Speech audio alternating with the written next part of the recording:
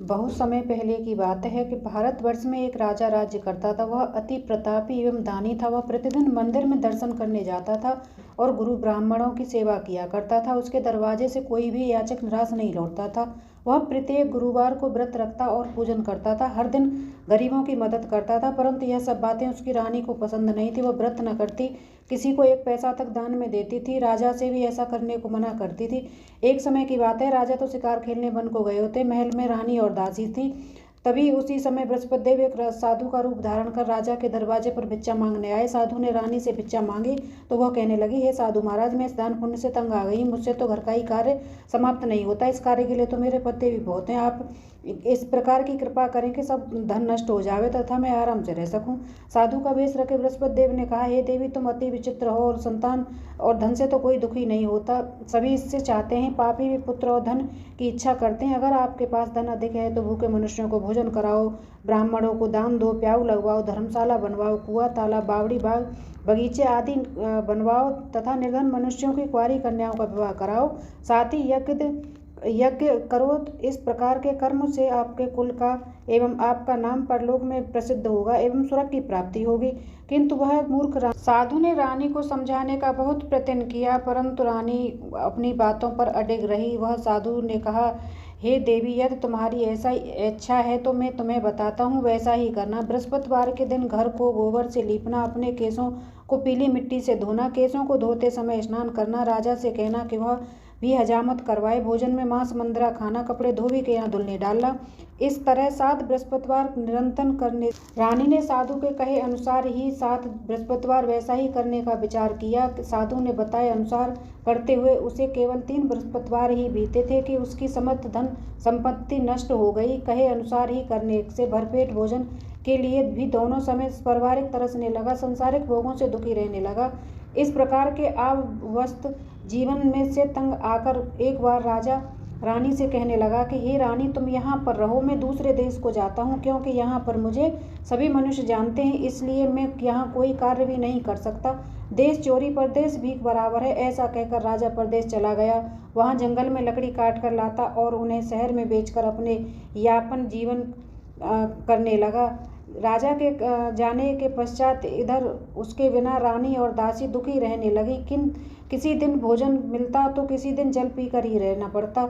एक समय रानी और दासी को 7 दिन बिना भोजन के व्यतीत हो गए तो रानी अपनी दासी से बोली, हे दासी, यहाँ समीप ही के नगर में मेरी बहन रहती है जो बहुत धनवान है। तू उसके पास जा और वहाँ से 5 सेर बेजर मांग कर ले आ, जिससे कुछ समय के लिए गुजर बस। 5 सेर बेजर दे दो। दासी ने अपनी बहन बात अनेक बार कही, परंतु रानी की बहन ने कोई उत्तर नहीं दिया, क्योंकि वह उस समय बृहस्पतिवार की कथा सुन रही थी। रानी की बहन से जब दासी को कोई अपेक्षित उत्तर नहीं मिला तो वह अति दुखी हुई। उसे क्रोध भी बहुत आया। लौटकर वह रानी से बोली, हे रानी, आपकी बहन बहुत धनी स्त्री है, परंतु वह अति घमंडी भी है। वह छोटे लोगों से बात भी नहीं करती। 5 सेर बेजर देने के लिए मैंने उससे बहुत बार कहा, परंतु उसने कोई उत्तर नहीं दिया। इस प्रकार मुझे निराश एवं खाली हाथ लौटना पड़ा। रानी बोली, हे दासी, इसमें मेरी बहन का किसी प्रकार का कोई दोष नहीं है। जब बुरे दिन आते हैं तब कोई सहारा नहीं देता, अपने पराये हो जाते हैं। अच्छे बुरे का ज्ञान विपत्ति में ही होता है। जो ईश्वर की इच्छा होगी वही होगा। यह सब हमारे भाग्य का दोष है। उधर पूजा समाप्त होने के पश्चात रानी की बहन ने सोचा कि मेरी बहन की दासी आई थी, परंतु मैंने उसे कोई उत्तर नहीं दिया, उससे वह बहुत दुखी हुई होगी। कथा सुनकर तथा विष्णु भगवान का प्रसाद ग्रहण कर वह अपनी बहन के घर आई तथा बोली, हे बहन, मैं बृहस्पतिवार का व्रत कर रही थी, तुम्हारी दासी गई, परंतु कथा समाप्त होने से पूर्व न उठते हैं और ना ही बोलते हैं, इसलिए मैं नहीं बोली। बताओ दासी, किस कार्य से मेरी पास गई थी? रानी बोली, बहन, हमारे घर अनाज नहीं था तथा राजा परदेश गए हुए हैं। वैसे तुमसे कोई बात छिपी नहीं है, इस कारण मैंने दासी को तुम्हारे पास 5 सेर बेजर लेने के लिए भेजा था।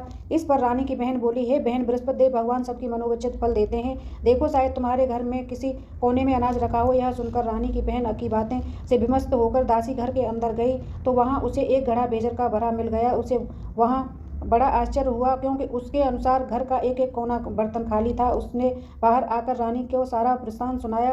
दासी अपनी रानी से कहने लगी, हे रानी, देखो, वैसे भी हमको जब अन्न नहीं मिलता है तो हम रोज ही व्रत समान ही हैं। अगर इनसे व्रत की विधि और कथा पूछ ली जावे तो हम भी बृहस्पतिवार का व्रत किया करेंगे। और दासी उसके कहने पर रानी ने अपनी बहन से बृहस्पतिवार व्रत पूजन विधि एवं नियमों के बारे में विस्तार से पूछा। उन्होंने बताया, जो बृहस्पतिवार के व्रत में चने की दाल और मुनक्का से विष्णु भगवान का केले की जड़ में पूजन कर दीपक जलाता है, पीला भोजन करता है, पीले वस्त्र धारण करता है तथा प्रेम पूर्वक बृहस्पतिवार भगवान की कथा सुनता है, इस प्रकार करने से गुरु भगवान उस भक्त से प्रसन्न होते हैं, अन्न पुत्र धन देते हैं, मनोवांछित मनोकामनाएं पूर्ण करते हैं। एवं व्रत पूजन की विधि बताकर रानी की बहन अपने घर लौट गई। तत्पश्चात रानी और दासी दोनों ने निश्चय किया कि बृहस्पति देव भगवान का व्रत एवं पूजन जरूर करेंगे। 7 दिन पश्चात जब बृहस्पतिवार आया तो दोनों ने व्रत रखा। दासी घोड़शाला में जाकर चना और गुड़ बीन लाई और उससे की दाल बनाकर केले की जड़ में विष्णु भगवान का पूजन किया। अब भोजन पीला कहाँ से आए, यह सोचकर दोनों बड़ी दुखी हुई, परंतु उन्होंने व्रत किया था, इसलिए बृहस्पति देव भगवान उनसे प्रसन्न थे। एक साधारण व्यक्ति के रूप में 2 थालों में सुंदर पीला भोजन लेकर आए और दासी को देकर बोले, हे दासी, यह भोजन तुम्हारे और रानी के लिए है, तुम दोनों ही इसे ग्रहण करना। दासी भोजन पाकर अति प्रसन्न हुई और रानी से बोली, हे रानी, भोजन कर लो। रानी को भोजन के विषय में कुछ पता नहीं था, इसलिए वह दासी से बोली, जा तू ही भोजन कर, क्यों तू व्यर्थ में हमारी हंसी उड़ाती है। दासी बोली, हे रानी, एक व्यक्ति भोजन दे गया है। रानी बोली, वह भोजन तेरे लिए ही दे गया है, इसलिए तू ही भोजन कर। दासी ने कहा, हे रानी, वह व्यक्ति हमारे दोनों के लिए 2 थालों में भोजन देकर गया है, अतः मैं और आप दोनों साथ साथ भोजन ग्रहण करेंगे। दोनों ने गुरु भगवान को धन्यवाद एवं नमस्कार कर भोजन प्रारंभ किया। उसके बाद से दोनों प्रत्येक बृहस्पतिवार को गुरु भगवान का व्रत और पूजन करने लगी। बृहस्पति भगवान की कृपा से उन दोनों को भोजन एवं धन की कमी दूर हो गई, परंतु रानी फिर पुनः पहली प्रकार से आलस्य करने लगी। तब दासी ने कहा, हे रानी, आप पहले भी इसी प्रकार आलस्य करती थी, आपको धन संभालने में एवं दान देने में कष्ट होता था, इसी कारण सभी धन नष्ट हो गया और हमारी ऐसी दुर्दशा हो गई। अब गुरु भगवान की कृपा से धन मिला है तो आपको फिर आलस्य हो रहा है। बड़े कष्टों के बाद हमने यह धन पाया है, इसलिए हमें दान पुण्य करना चाहिए। भूखे मनुष्यों को भोजन कराओ, ब्राह्मणों को दान दो, प्याऊ लगवाओ, कुआं तालाब बावड़ी आदि का निर्माण कराओ, कुंवारी कन्याओं का विवाह कराओ, मंदिर पाठशाला बनवाकर दान दो, धन को शुभ कार्य में खर्च करो, जिससे आपके कुल का सम्मान बढ़े तथा आपको स्वर्ग प्राप्ति हो एवं आपके पितृ प्रसन्न हो। दासी की बात मानकर रानी ने इसी प्रकार के सदकर्म करने प्रारंभ किए। इस प्रकार करने से उसका काफी यश फैलने लगा। कुछ दिन के बाद एक दिन रानी और दासी आपस में विचार करने लगी कि ना जाने राजा किस दशा में होंगे, उनकी कोई खोज खबर नहीं है। रानी राजा की कोई खबर न पाकर उदास रहने लगी। गुरु भगवान से उन्होंने प्रार्थना की और कहा, भगवान ने रात्रि में राजा को स्वप्न में दर्शन देकर कहा, हे राजा, उठ, तेरी रानी तुझको याद करती है, अब अपने देश लौट जा। राजा प्रातःकाल उठा। वह सोचने लगा कि मैं किस प्रकार से रानी के पास खाली हाथ जाऊंगा, मेरे पास तो कुछ भी नहीं है। स्त्री जाति खाने पहनने की साथी होती है, पर प्रभु की आज्ञा मानकर वह अपने नगर चलने को तैयार हुआ। परदेश में राजा बहुत दुखी रहने लगा था। प्रतिदिन जंगल में लकड़ी बीनकर लाता और उसे शहर में बेचकर अपने दुखी जीवन को बड़ी कठिनाई से व्यतीत करता था। एक दिन राजा दुखी होकर अपनी पुराने दिनों को याद करके रोने लगा। उस जंगल में बृहस्पति देव एक साधु का रूप धारण करके राजा से बोले, हे राजा लकड़हारे, तुम इस बियाबान जंगल में किस चिंता में बैठे हो, मुझे बताओ। यह सुनकर राजा की आंखों में आंसू भर आए और ब्राह्मण को प्रणाम करके बोला, हे प्रभु, आप सब कुछ जानने वाले हैं। इतना कहकर राजा ने साधु को अपनी समस्त व्यवस्था सुना दी। तब राजा रूप में गुरु भगवान से राजा से बोला, हे राजन, तुम्हारी पत्नी ने बृहस्पतिवार के दिन बृहस्पति देव का अपमान किया था, जिसके कारण तुम्हारी यह दुर्दशा हुई। अब तुम किसी प्रकार की चिंता मत करो, भगवान तुम्हें पहले से अधिक धन प्रदान करेंगे। देखो, तुम्हारी रानी ने बृहस्पतिवार का व्रत प्रारंभ कर दिया है। अब तुम भी बृहस्पतिवार का व्रत करके चने की दाल गुड़ जल के लोटे में डालकर केले का पूजन करो, फिर कथा कहो या सुनो, भगवान तुम्हारी सभी इच्छाएं पूर्ति करेंगे। साधु के वचन सुनकर राजा बोला, हे प्रभु, मुझे लकड़ी बेचकर इतना पैसा नहीं मिलता कि मैं भोजन के उपरांत कुछ बचा सकूं। मैंने रात्रि के स्वप्न में अपनी रानी को व्याकुल देखा है। मेरे पास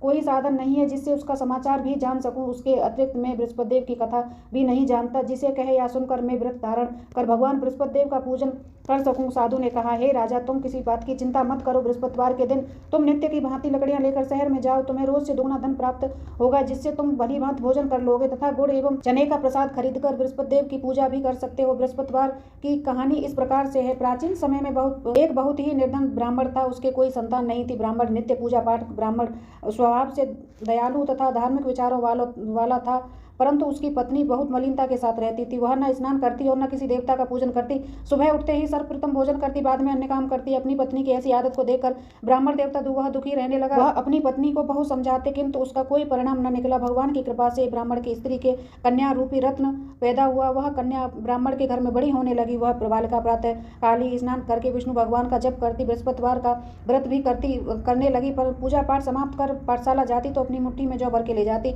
और पाठशाला जाने के रास्ते रास्ते में डालती जाती। भगवान बृहस्पति देव की कृपा से वही जो स्वर्ण के हो जाते, लौटते समय उनको बीन कर घर ले आती। एक दिन वह बालिका सूप में उन सोने के जौ को फटक कर साफ कर रही थी, तभी उसकी माँ ने देख लिया और कहा, हे बेटी, सोने के जौ को फटकने के लिए सोने का ही सूप होना चाहिए। दूसरे दिन बृहस्पतिवार का दिन था। कन्या ने व्रत रखा और भगवान बृहस्पति देव से प्रार्थना करके कहा, हे प्रभु, मैंने आपकी पूजा सच्चे मन से की हो तो मेरे लिए सोने का ही सूप दे दो। बृहस्पति देव ने उसकी प्रार्थना स्वीकार कर ली। नित्य की भांति वह कन्या जौ फैलाती हुई पाठशाला चली गई। पाठशाला से लौटकर जब वह जौ बीन रही थी तो बृहस्पति भगवान की कृपा से उसे सोने का सूप प्राप्त हुआ। उस सोने के सूप में वह घर ले आई और उसे जौ साफ करने लगी, परंतु उसकी माँ का आचरण वैसा ही रहा। एक दिन कन्या सोने के सूप में जौ को फटक कर साफ कर रही थी, तो उसी समय अचानक उस नगर का राजकुमार वहां से होकर निकला। कन्या के कार्य और रूप को देखकर राजकुमार मोहित हो गया। राजमहल लौटकर राजकुमार अन्न तथा जल त्याग कर उदास लेट गया। राजा ने जब यह पुत्र द्वारा अन्न जल त्यागने का समाचार प्राप्त हुआ तो उसने मंत्रियों के साथ राजकुमार के पास गया और बोला, हे बेटा, तुम्हें किस बात की चिंता है? किसी ने तुम्हारा अपमान किया है अथवा कोई कारण हो तो मुझे बताओ, मैं वही कार्य करूंगा जिससे तुम्हें प्रसन्नता होगी। राजकुमार ने अपने पिता की बातें सुनी तो वह बोला, हे आपकी कृपा से मुझे किसी बात का कष्ट नहीं है। किसी ने मेरा अपमान नहीं किया है, परंतु मैं उस कन्या के साथ विवाह करना चाहता हूँ जो सोने के सूप में जौ को फटक कर साफ कर रही थी। राजा आश्चर्य में पड़ा और बोला, हे लखन बेटा, इस तरह की कन्या का पता तुम ही लगाओ, मुझे बताओ, मैं तुम्हारा विवाह उसके साथ अवश्य करवा दूंगा। राजकुमार ने प्रसन्न होकर राजा को ब्राह्मण कन्या के घर का पता बताया।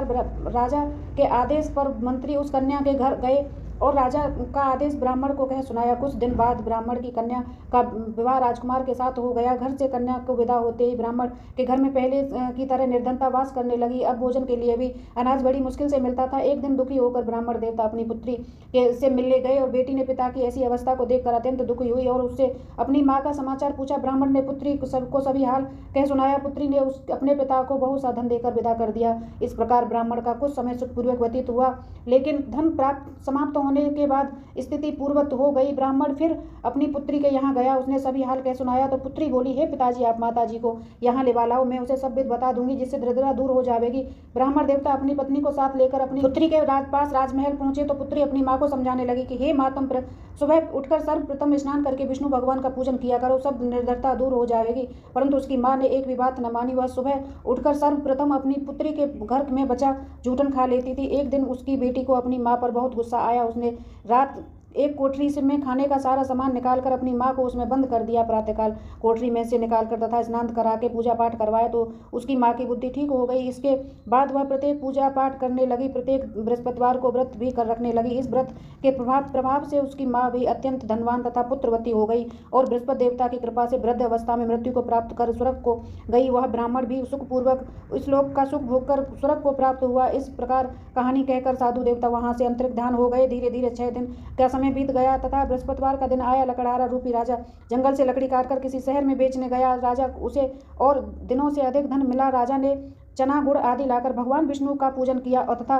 बृहस्पतिवार का व्रत किया। उस दिन से उसके सभी कष्ट दूर हो गए, परंतु अगले बृहस्पतिवार को वह व्रत करना भूल गया। इसी कारण बृहस्पति भगवान उससे रुष्ट हो गए। उस दिन उस नगर के राजा ने विशाल यज्ञ का आयोजन किया। समस्त राज्य में घोषणा करवा दी गई कि कोई भी मनुष्य अपने घर भोजन न बनाए और न आग जलाए, सब लोग मेरे यहाँ भोजन करने आवे। जो इस आज्ञा को नहीं मानेगा मैं उसे फांसी की सजा दी जाएगी। राजा की आज्ञा अनुसार राजा के सभी निवासी राज्य के भोज में सम्मिलित होने गए, परंतु लकड़हारा कुछ विलंब से इसलिए अपने साथ महल में ले गए। जब राजा लकड़हारे को भोजन करा रहे तो तभी रानी की दृष्टि उस खुंटी पर पड़ी जिस पर उसका 9 लाख हार लटका हुआ था। उसे खुंटी पर नहीं दिखाई दिया। रानी ने निश्चय किया कि मेरा हार इसी लकड़हारे ने चुरा लिया है। उसी समय राजा की जिद पर राजा ने सैनिक बुलवाकर लकड़हारे को जेल में डलवा दिया गया। जेल खाने में बंद लकड़हारा बहुत दुखी होकर विचार करने लगा कि न जाने कौन से पूर्व जन्म कर्म के से मुझे यह दुख प्राप्त हुआ है। जेल में बंद लकड़हारा भगवान बृहस्पति देव को याद करके रोने लगा। तत्काल बृहस्पति देव साधु के रूप में प्रकट होकर आए और उसी की दशा को देखकर कहने लगे, अरे मूर्ख, तू बृहस्पतिवार का व्रत देव की कथा एवं व्रत करना भूल गया, इसी कारण तुझे दुख प्राप्त हुआ है। अब किसी प्रकार की चिंता मत कर। बृहस्पतिवार के दिन जेल खाने के दरवाजे पर 50 पैसे पड़े मिलेंगे, तू उनसे प्रसाद मंगाना। भगवान बृहस्पति का पूजन कर एवं कथा का प्रसाद स्वयं भी ग्रहण करना तथा दूसरों को भी करवाना। इस प्रकार करने से तुम्हारे सभी कष्ट दूर हो जाएंगे। अगले बृहस्पतिवार राजा को जेल के द्वार पर पैसे मिले। राजा ने पूजा का सामान मंगवाकर कथा कही और प्रसाद बांटा। उसी रात बृहस्पति देव ने उस नगर के राजा को सपने में दर्शन देकर कहा, हे राजा, तूने जिस आदमी को जेल खाने में बंद कर दिया है वह निर्दोष है, राजा है, उसे छोड़ देना। रानी का हार खुंटी पर लटका हुआ है, अगर तू ऐसा नहीं करेगा तो मैं तेरे राज्य को नष्ट कर दूंगा। राजा सुबह उठा और खुंटी पर हार टंगा देखकर लकड़हारे को बुलाकर उससे क्षमा याचना की तथा राजा के योग्य सुंदर वस्त्र आभूषण भेंट उसे उसे विदा किया। बृहस्पति देव की आज्ञा अनुसार राजा अपने नगर को चल दिया। जब राजा नगर के निकट पहुंचा तो उसे बहुत ही आश्चर्य हुआ। वहां पहले से अधिक तालाब, बाग और कुएं तथा बहुत सी धर्मशालाएं, मंदिर बने हुए थे।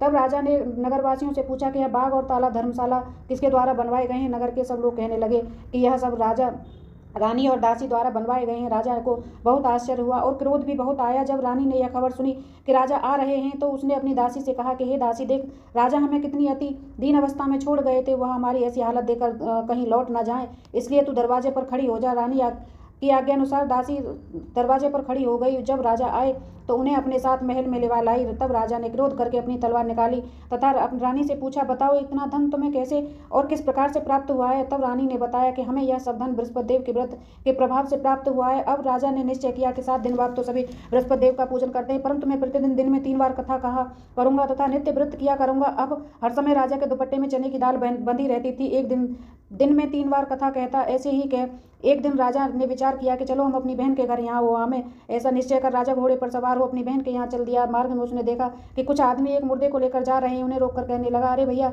मेरी बृहस्पतिवार की कथा सुन लो। हमारा तो आदमी मर गया। इसको अपनी कथा की पड़ी, परंतु कुछ आदमी बोले, अच्छा कहो, तुम्हारी कथा हम सुनेंगे। राजा ने दाल निकाली और कथा शुरू कर दी। जब कथा आधी हुई तो मुर्दा हिलने लग गया। जब कथा समाप्त हो गई तो मनुष्य राम राम करके खड़ा हो गया। राजा आगे चला। उसने चलते चलते शाम हो गई। आगे मार्ग में उसे एक किसान खेत में हल चलाता मिला। राजा उससे बोला, अरे भैया, मेरी बृहस्पतिवार की कथा सुन लो। किसान बोला, तब तक मैं तेरी कथा सुनूंगा, तब तक 4 अरैया जोत लूंगा, जा अपनी कथा किसी और को सुनाना। राजा आगे चलने लगा। राजा के हटते ही बैल पछाड़ खाकर गिर गए और किसान के पेट में बहुत जोर से दर्द होने लगा। उसी समय उसकी माँ रोटी लेकर आई। उससे जब यह देखा तो अपने पुत्र से सब हाल पूछा तो बेटे ने सारा हाल कह दिया। किसान की माँ दौड़ी दौड़ी घुड़सवार के पास गई और बोली, मैं तेरी कथा सुनूंगी, तू मेरी कथा मेरे खेत पर चलकर कहना। राजा ने लौटकर किसान के खेत पर जाकर कथा कही, जिसके सुनते ही बैल खड़े हो गए उसे तथा किसान के पेट का दर्द बंद हो गया। आगे चलकर राजा अपनी बहन के यहाँ पहुंच गया। बहन ने भाई की खूब मेहमानी की। दूसरे दिन सुबह राजा जगा तो उसने देखा कि सब लोग भोजन कर रहे हैं। राजा ने अपनी बहन से कहा कि हे बहन, ऐसा कोई मनुष्य है जिसने भोजन न किया हो, वो मेरी बृहस्पतिवार की कथा सुन ले। बहन बोली, भैया, देश ऐसा है, पहले यहाँ भोजन करते हैं, बाद में अन्य काम करते हैं, अगर कोई पड़ोस में हो तो देख कर आऊं। ऐसा कहकर बहन चली गई, परंतु उसे कोई भी व्यक्ति ऐसा नहीं मिला जिसने भोजन न किया। वो अंत में एक कुमार के घर गई जिसका लड़का बीमार था। उसे यह भी पता चला कि इसके यहाँ 3 दिन से किसी ने भोजन नहीं किया। राजा की बहन ने अपने भाई की कथा सुनने के लिए कुम्हार से आग्रह किया तो वह तैयार हो गया। राजा ने जाकर बृहस्पतिवार की कथा कही, जिसके सुनकर उसका लड़का ठीक हो गया। अब तो राजा की हर ओर प्रशंसा होने लगी। कुछ दिन बाद एक दिन राजा ने अपनी बहन से कहा कि हे बहन, हम अपने घर को जाएंगे, तुम भी तैयार हो जाओ। राजा की बहन ने अपनी सास से कहा। सास बोली, हाँ चली जा, परंतु अपने लड़कों को मत ले जाना, क्योंकि तेरे भाई की औलाद नहीं है। बहन ने भैया से कहा कि हे भैया, मैं तो चलूंगी, परंतु कोई बालक नहीं जाएगा।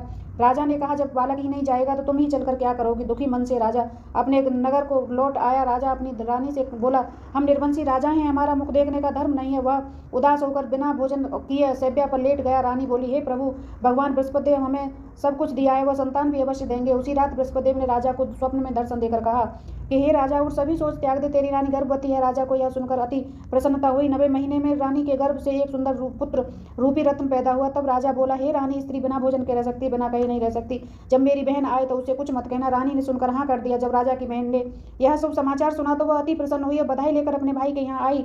तभी रानी ने कहा, घोड़ा चढ़कर तो आई नहीं, गधा चढ़ी आई।